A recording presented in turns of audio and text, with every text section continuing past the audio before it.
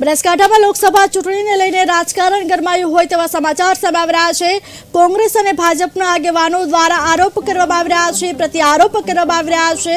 દિયોદરમાં જિલ્લા ભાજપ પ્રમુખે કોંગ્રેસ પર પ્રહાર કર્યા છે। દેશમાં કોંગ્રેસે હાર દેખાઈ ગઈ છે તેવું કીર્તિસિંહ વાઘેલા દ્વારા કહેવામાં આવ્યું છે। કોંગ્રેસના ઉમેદવાર પણ બદલાઈ શકે છે તેવું પણ કીર્તિસિંહ વાઘેલાએ નિવેદન આપ્યું છે। ભાજપ પ્રમુખના નિવેદનને લઈને કોંગ્રેસ દ્વારા પલટવાર કરવામાં આવ્યો છે। કોંગ્રેસના કાર્યકારી અધ્યક્ષ નરસિંહ રબારીનો પલટવાર સામે આવ્યો છે। કીર્તિસિંહ વાઘેલાના નિવેદનને લઈને તેમણે વળતો જવાબ આપ્યો છે। દેશમાં કોંગ્રેસને હાર દેખાય છે। તમે જોવો છો કે કોંગ્રેસના નેતાઓ રોજે રોજ એવા નિવેદનો કરે કે જેમાં દેશભક્ત સૌ લોકોના દિલ દબાવવાનું કામ થાય છે।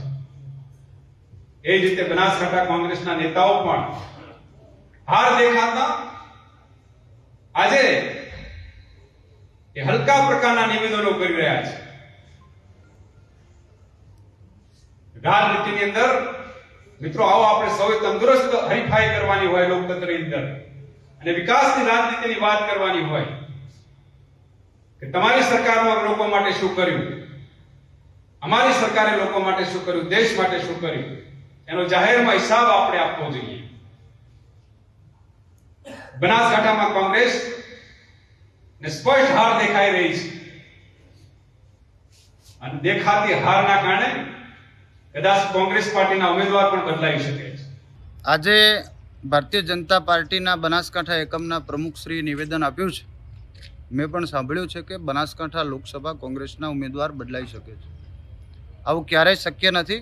ભારતીય રાષ્ટ્રીય કોંગ્રેસે જાહેર કરેલા અમારા ઉમેદવાર છે, લોકપ્રિય ઉમેદવાર છે આદરણીય જ્ઞાનીબેન ઠાકોર।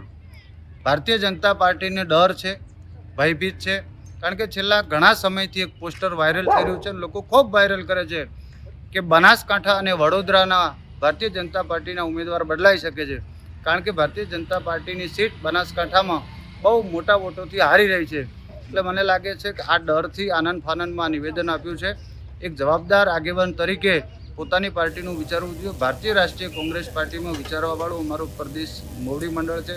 ખૂબ અભ્યાસ કર્યા પછી ઘણા બધા સર્વે સમગ્ર બનાસકાંઠા જિલ્લા કોંગ્રેસના તમામ નેતાઓ કાર્યકરો સાથે સલાહ મશવરા કર્યા પછી આ ટિકિટ જાહેર કરવામાં આવી છે। એટલે આ પ્રકારનું નિવેદનથી અમને દૂર રહેવું જોઈએ।